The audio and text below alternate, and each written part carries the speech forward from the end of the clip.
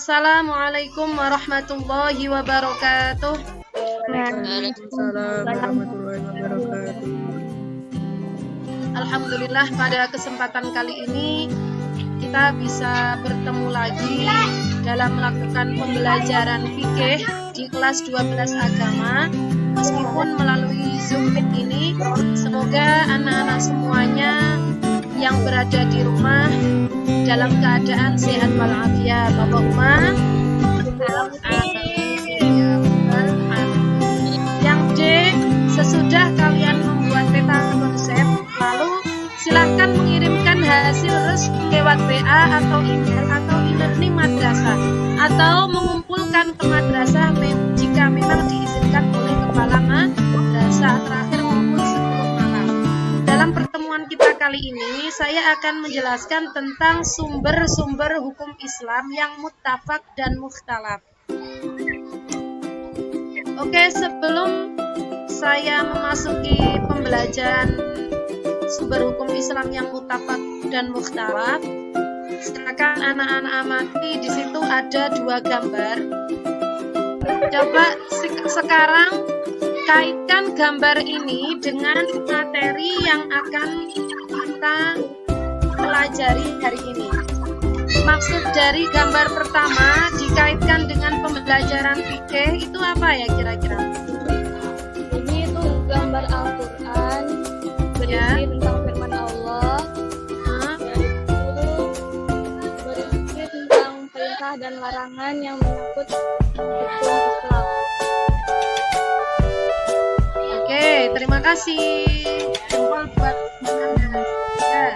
Selanjutnya yang kedua ini adalah gambar kitab tentang Sahih Muslim. Coba kaitkan dengan materi pembelajaran saya kali ini. Ananda Vina. Jadi kan materi yang saya pelajari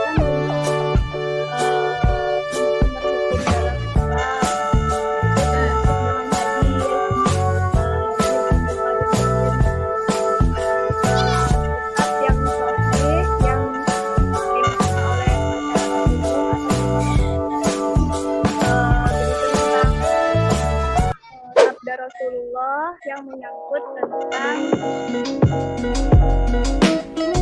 hukum yang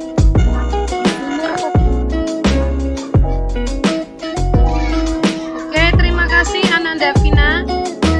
Tepuk tangan. Jadi tujuan pembelajaran kita kali ini mengenai sumber hukum Islam muttafaq dan mukhtalaf adalah supaya kita dalam melakukan segala aktivitas, ketika kita melakukan semua perbuatan yang adanya ini, jangan lupa janganlah kalian semua dengan Al-Quran dan Al-Hadis dimanapun kita berada.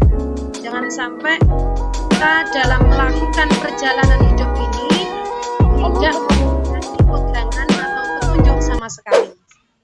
Nah, kita lanjutkan. Apa itu sumber hukum Islam muttafaq dan mukhtalaf? Ananda Karida, tolong dibaca sumber hukum Islam yang muttafaq.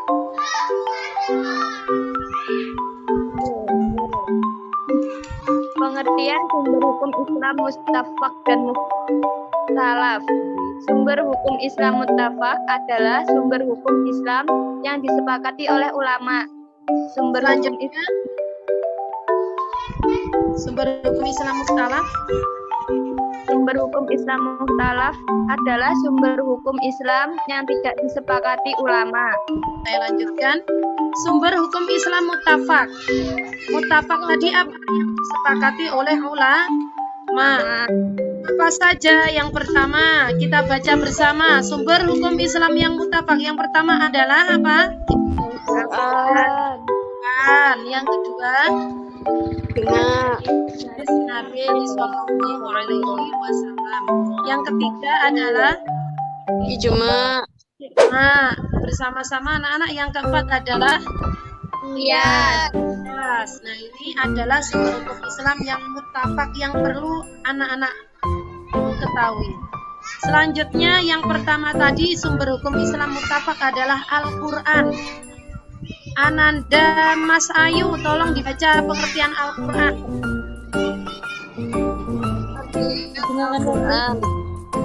Kalam Allah Subhanahu wa taala yang diturunkan kepada Nabi Muhammad SAW melalui malaikat Jibril menggunakan bahasa Arab yang penukilannya disampaikan secara mutawatir dari generasi ke generasi hingga sekarang ini dan ditulis dalam mushaf.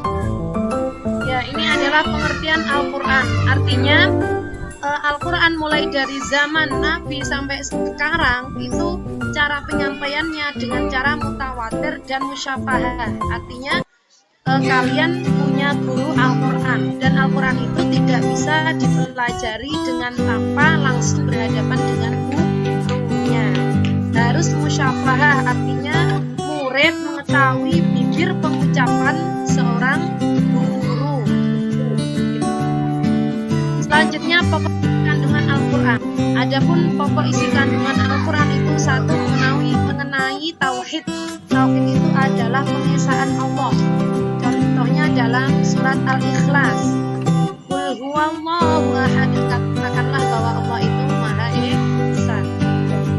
Yang kedua adalah mengenai ibadah. Semua ibadah itu sudah ada di dalam Al-Quran, di antaranya ibadah sedekah dan lain sebagainya. Yang ketiga adalah janji dan ancaman Allah. Yang keempat, jalan mencapai kebahagiaan dunia dan akhirat. Bagaimana supaya kita bahagia di dunia dan bahagia di akhirat? Maka Al-Quranlah yang menjawab bagaimana cara mencapai kebahagiaan dunia dan akhirat. Jawabannya adalah dalam Al-Quran. Yang kelima adalah riwayat dan cerita umat terdahulu. Banyak sekali contoh-contoh dari nabi-nabi pada zaman yang dahulu yang diceritakan di dalam Al-Quran. Di antaranya adalah kisahnya Nabi Adam dan Sayyidah Hawa. Terus ada juga kisahnya Fir'aun, ada juga kisahnya Nabi Yusuf dan sebagainya. Selanjutnya dasar kehujanan dan kedudukan sebagai sumber Islam. Mungkin anak-anak sudah mengetahui bahwasanya Al-Quran itu adalah sumber Islam yang pertama sebelum Al-Hadis. Bagaimana Al-Quran dalam menetapkan hukum? Al-Quran itu satu, tidak menjelaskan kepada seseorang atau kepada manusia. Yang kedua, Al-Quran itu minimalisir beban. Yang selanjutnya, yang ketiga, Al-Quran itu turunnya dalam menetapkan suatu hukum, turunnya itu secara berangsur-angsur, tidak langsung menetapkan hukum. Contohnya adalah perkara tentang meminum khamr. Nah, meminum khamr itu tidak langsung oleh Allah, tidak langsung diharamkan, tapi secara bertahap. Selanjutnya, hadis Nabi SAW adalah sumber hukum Islam yang kedua. Coba Ananda Imelda, tolong dibaca pengertian hadis Nabi. Nabi Muhammad adalah sesuatu yang disadarkan kepada Nabi, baik berupa perkataan, perbuatan, ketetapan, takdir, dan sebagainya. Oke, hadis Nabi SAW itu apa? Segala sesuatu yang dilakukan oleh Nabi, baik perkataan atau perbuatan, atau ketetapan dari Nabi Muhammad SAW, itu adalah hadis Nabi. Macam-macam hadis Nabi. Ada hadis qauliyah atau perkataan Nabi, ada hadis fi'liyah atau perbuatan Nabi, ada hadis takririyah atau ketetapan Nabi, yaitu tentang perbuatan dan ucapan para sahabat yang dilakukan di hadapan Rasulullah. Setelah itu Rasulullah mendiamkan apa yang dilakukan sahabat dan tidak menolaknya. Ini adalah macam-macam hadis Nabi. Selanjutnya, dasar kehujanan al-hadis ini merupakan sumber hukum Islam yang kedua sesudah Al-Quran. fungsi al-hadis terhadap Al-Quran. Yang pertama, al-hadis itu sebagai bayanut takrir. Adalah al-hadis itu sebagai penguat dari Al-Quran. Yang kedua, al-hadis itu sebagai bayanut tafsir. Bayanut tafsir itu apa? Karena di dalam Al-Quran penjelasannya secara global, maka al-hadis sebagai tafsirnya, sebagai penjelasan dari Al-Quran. Contohnya masalah sholat. Di dalam perkara sholat, dalam Al-Quran tidak menjelaskan caranya melakukan sholat. Hanya memerintahkan untuk melakukan sholat. Contohnya wa aqimus sholata wa atuz zakah. Di situ tidak ada caranya sholat itu, mulai dari awal itu harus takbiratul ihram. Terus cara duduknya seperti itu tidak ada penjelasan di dalam Al-Quran. Nah, penjelasannya di mana? Penjelasannya ada di dalam hadis. Maka hadis ini fungsinya adalah sebagai penjelas dari Al-Quran. Yang ketiga, al-hadis sebagai bayanut tasyri'. Bayanut tasyri' itu adalah penjelasan dari dalam Al-Quran yang dijelaskan secara detail. Jadi Al-Quran sebagai penjelasnya. Nah, kesimpulannya di sini adalah jadikanlah Al-Quran dan hadis itu sebagai pedoman hidup kita, dan berpegang kepada keduanya, insya Allah kita akan selamat dunia akhirat. Allahumma amin ya rabbal alamin. Oke, itu alhamdulillahirabbil alamin. Pembelajaran untuk praktek fikih atau pembelajaran fikih kali ini telah selesai.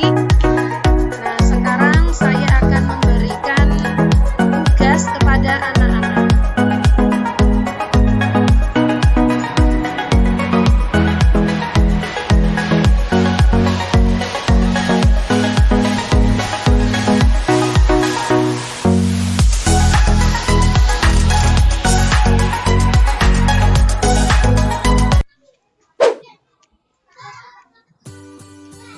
Udah kelihatan lembar kerja peserta didik? Udah kelihatan anak-anak? Kelihatan, Bu. Nah, ini tugasnya anak-anak. Nanti saya share lewat WA.